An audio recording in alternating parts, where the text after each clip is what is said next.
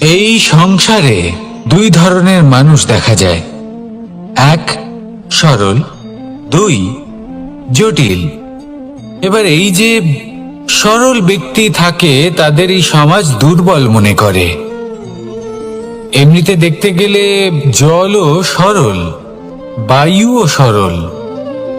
ওনারা যেদিকে চাইবেন প্রবাহিত হতে পারেন, এনাদের যে আকার দেবেন সেটাই ধারণ করবেন। কিন্তু এরা বাস্তব রূপ ধারণ করলে তখন কি হয়? এই জল এমন এক ধারায় পরিণত হয় যে অনেক বড় বড় পাথরকে খণ্ডিত করে দিতে পারে। এই বায়ু এমন এক চক্রবাতে পরিণত হয় যা সংসারে বিনাশ ডেকে আনে।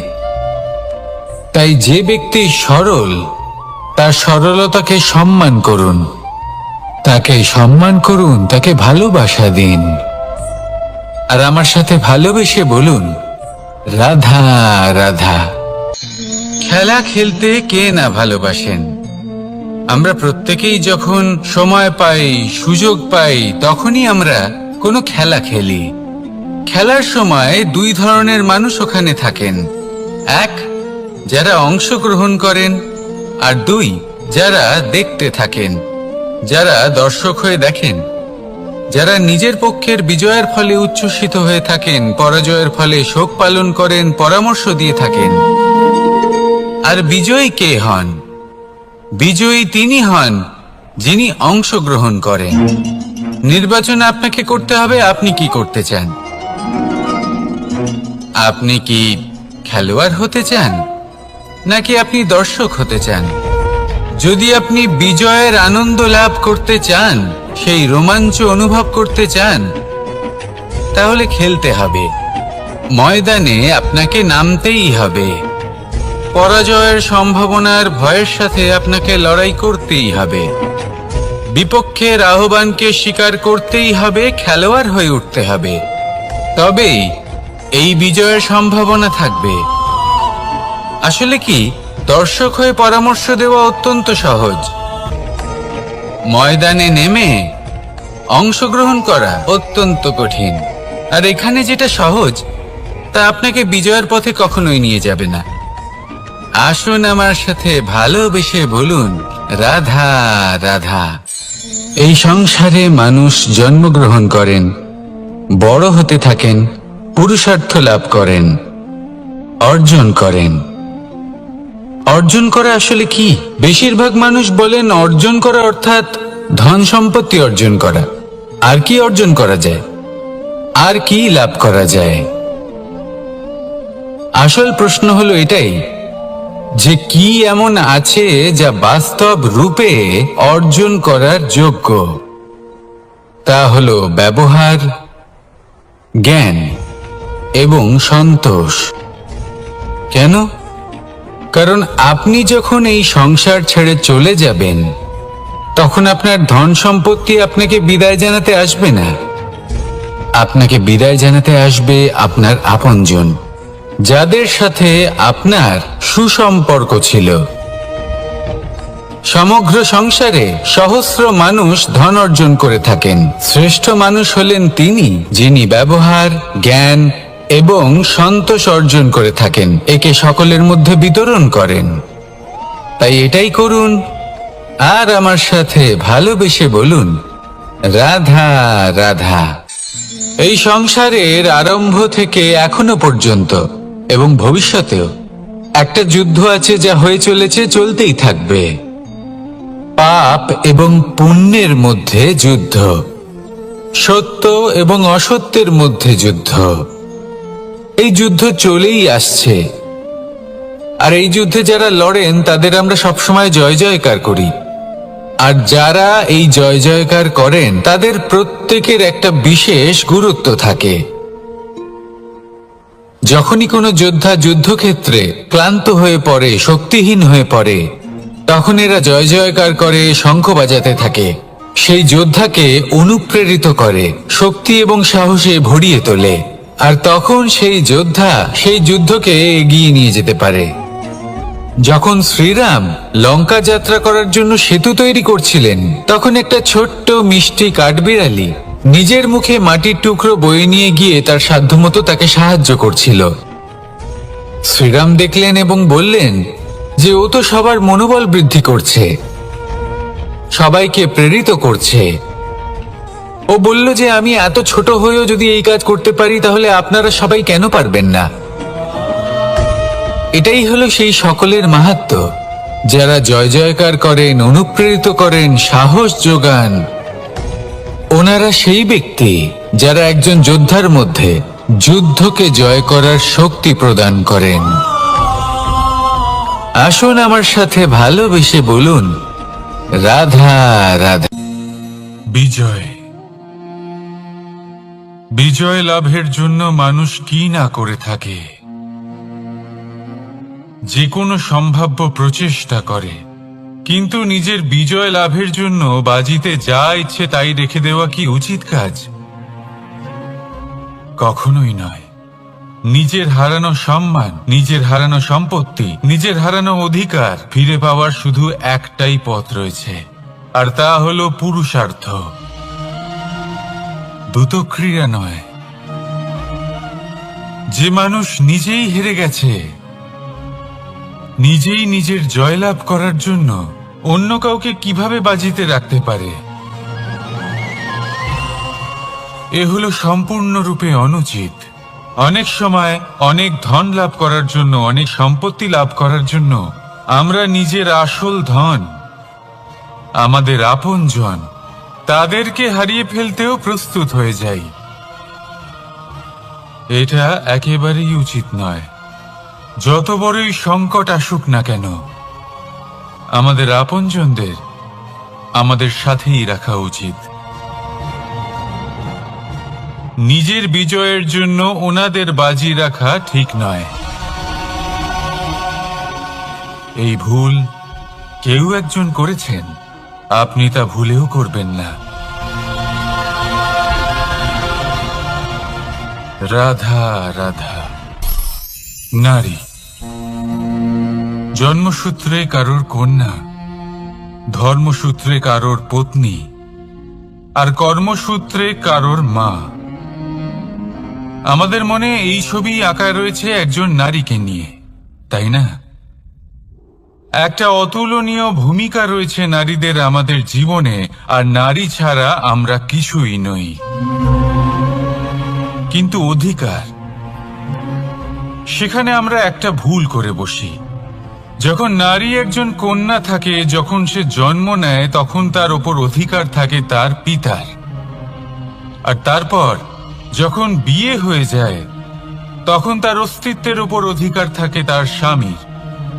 আর যখন তিনি মা হন, তখন নিজেই তিনি জীবনের সমস্ত অধিকার দিয়ে দেন তার সন্তানকে। কিন্তু আমরা কি কখনো এটা ভেবেছি এই জীবন হলো তার নিজের? যে নারী সবার কল্যাণ করছেন, তার জীবনের অধিকারও তার কাছেই থাকা উচিত, তাই না?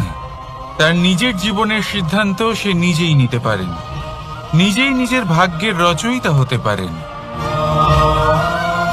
আর এর জন্য আমাদের নিজেদের পাল্টাতে হবে, দৃষ্টিভঙ্গি পাল্টাতে হবে। কারণ এই ধারণা সেটা আজ বা কালকের ব্যাপার নয়, এটা ঘটে চলেছে বহু বছর ধরে, আর চলতেই থাকবে যদি আমরা এটা না বদলাই। আর এটা তখনই সম্ভব হবে যখন আমরা নিজেদের মধ্যে পরিবর্তন আনব। তাই আজকের পর থেকে, এই মুহূর্ত থেকে, কোনো নারীর ওপর অকারণ অধিকার স্থাপনের আগে সহস্রবার ভেবে দেখবেন। কারণ যখন নারী নিজের অধিকার কেড়ে নিতে বাধ্য হবেন, তখন শুধু এবং শুধুমাত্র বিনাশই ঘটবে। রাধা রাধা।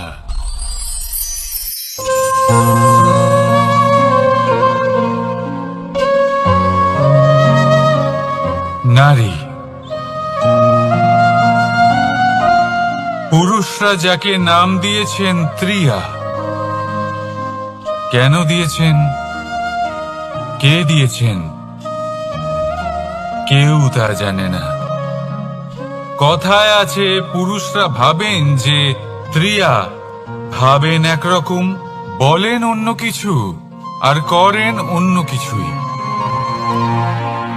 কিন্তু সত্যিটা কি এটাই?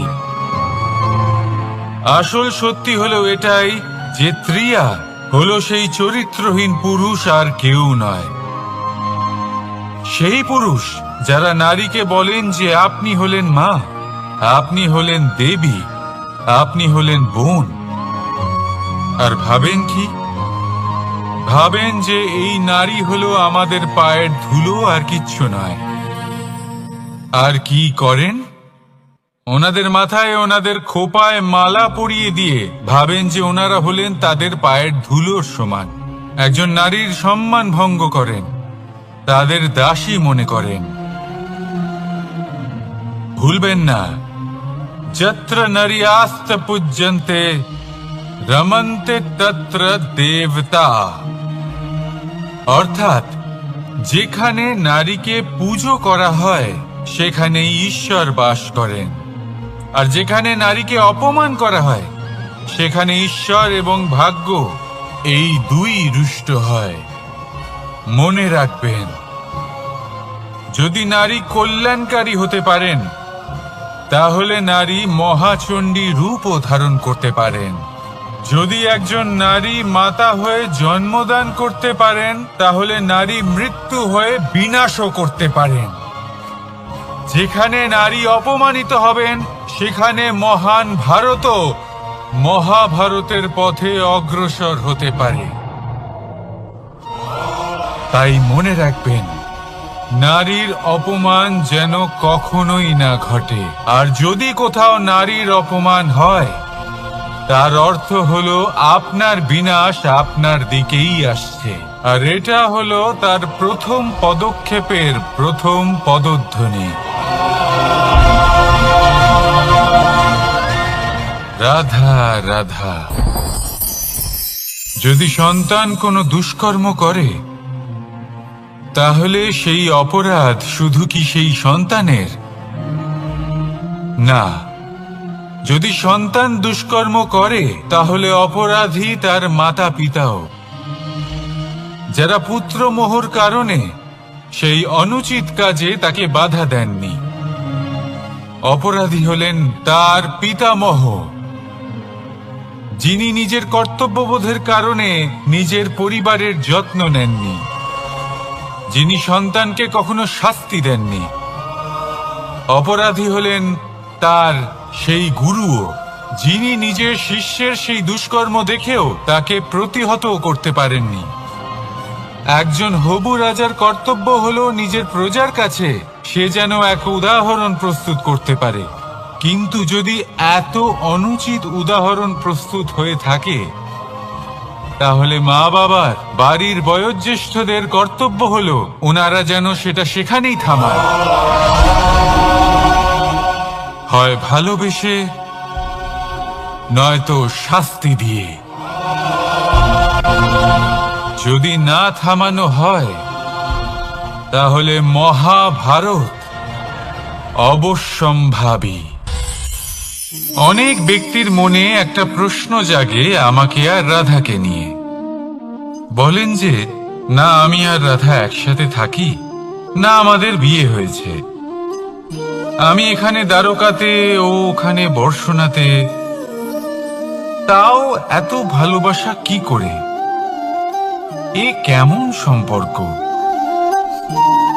আমি তাদের একটা সহজ কথা বলতে চাই। আপনি কখনো আয়নার দিকে দেখেছেন? নিজের দুই চোখের দিকে তাকিয়ে জিজ্ঞাসা করুন, এই দুই চোখ একসাথে কেন বন্ধ হয়, একসাথে কেন খোলে, একসাথে কেন ঘুমোয়, একসাথে কেন কাঁদে? আজীবন কোনো এক মানুষের সাথে সম্পর্ক রাখা অবশ্যই সম্ভব, তাদের সাথে দেখা না করে।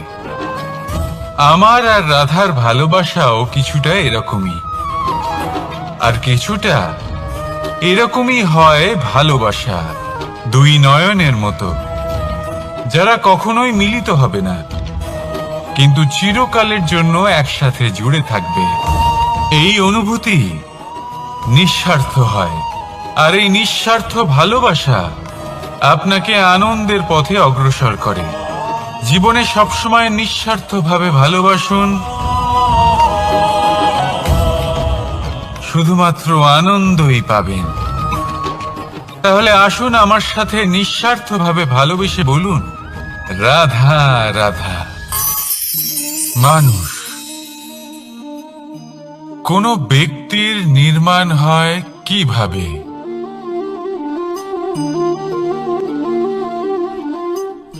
কেউ বলবেন পঞ্চতত্ত্বের দ্বারা, কেউ বলবেন আত্মা, দেহ ও চেতনার দ্বারা, কেউ বলবেন ঈশ্বরের কৃপার দ্বারা, তো কেউ বলবেন এই প্রকৃতির পরীক্ষার দ্বারা। না, মানুষের নির্মাণ হয়ে থাকে বিশ্বাস দ্বারা। ব্যক্তি তখনই গড়ে ওঠেন যখন ব্যক্তিত্ব থাকে, ঠিক কিনা? আর ব্যক্তিত্ব তখনই হবে আর সেরকমই হবে যেরকম বিশ্বাস আপনি নিজের উপরে রাখবেন। যদি আপনি মনে করেন আপনি বিষের ন্যায় হবেন, তাহলে আপনি বিষাক্তই হবেন। যদি আপনি এটা মনে করেন যে আপনি অমৃতের ন্যায় হবেন, তাহলে আপনি অমরই হয়ে যাবেন। যদি আপনি নিজের উপরে বিশ্বাস রাখেন যে আপনি সংসারের সব থেকে উঁচু পর্বতের শিখরে পৌঁছতে পারবেন, তাহলে আপনি অবশ্যই পৌঁছবেন।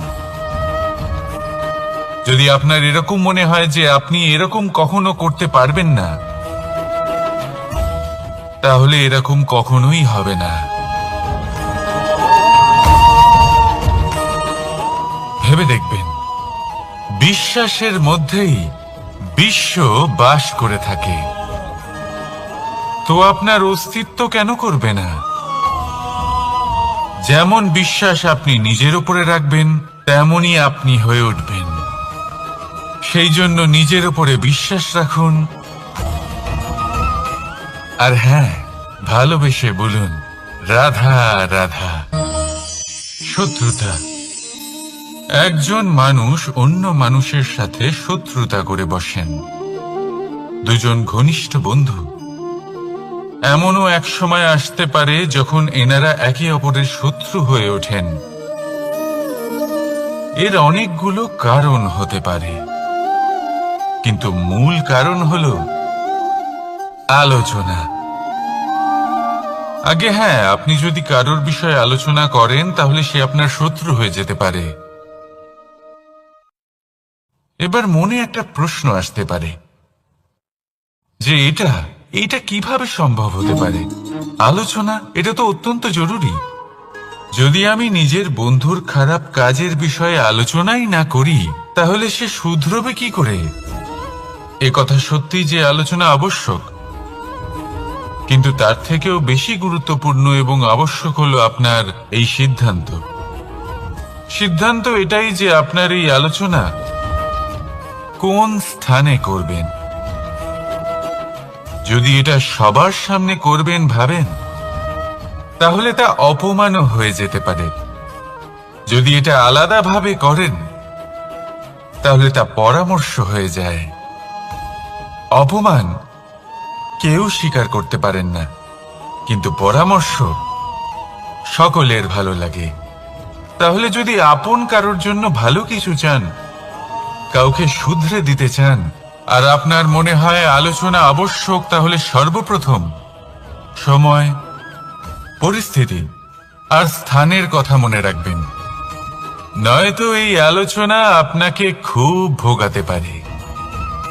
তাহলে আসুন আমার সাথে ভালোবেসে বলুন, রাধা রাধা। আপনার জীবনেও কি সমস্যা রয়েছে? অবশ্যই থাকবে। প্রত্যেকের জীবনেই সমস্যা থাকে। প্রত্যেক মানুষ জিজ্ঞাসাও করেন যে এই সমস্যা আসলে কি আর কেন আসে জীবনে। আপনাকে একটা কথা বলে দিই যে সমস্যা আসলে সেটা নয় যে আপনার পথে বাধা সৃষ্টি করে, বরং সমস্যা হলো সেটাই যেটা আপনি তখন দেখতে পান যখন আপনার একাগ্রতা আপনার পথ থেকে আপনার লক্ষ্য থেকে সরে যেতে থাকে। আর এই সমস্যাগুলি দূর করার জন্য, এর সমাধান করার জন্য একটাই পথ আছে। নিজের সমস্ত ভাবনা আরো একবার একাগ্র করুন নিজের পথের দিকে, নিজের লক্ষ্যের দিকে। আপনার সমস্ত ভাবনা যদি কেন্দ্রীভূত হয় নিজের লক্ষ্যে, তাহলে এই সমস্যা দূরে থাকবে। যদি এরকম না হয়, যদি আপনার মন একটু অন্যদিকে চলে যায়, তাহলে এই সমস্ত সমস্যা আবার সামনে চলে আসে আর বাড়তেও থাকে। দেখুন, যেখানে আপনার লক্ষ্য রয়েছে, বাণ যদি সেখানেই চালাতে হয়, তাহলে দৃষ্টি তো সেদিকেই রাখতে হবে। তবেই তো আপনি সেই লক্ষ্য ভেদ করতে পারবেন। সেই জন্য মনে রাখবেন, সর্বদা লক্ষ্য রাখবেন নিজের পথে, সেই পথেই সামনে এগোতে থাকুন নিজের লক্ষ্যের দিকে। আপনি যত সামনে এগোতে থাকবেন, এই সমস্যা তত পিছিয়ে যাবে। তাহলে আসুন, আমার সাথে ভালোবেসে বলুন, রাধা রাধা।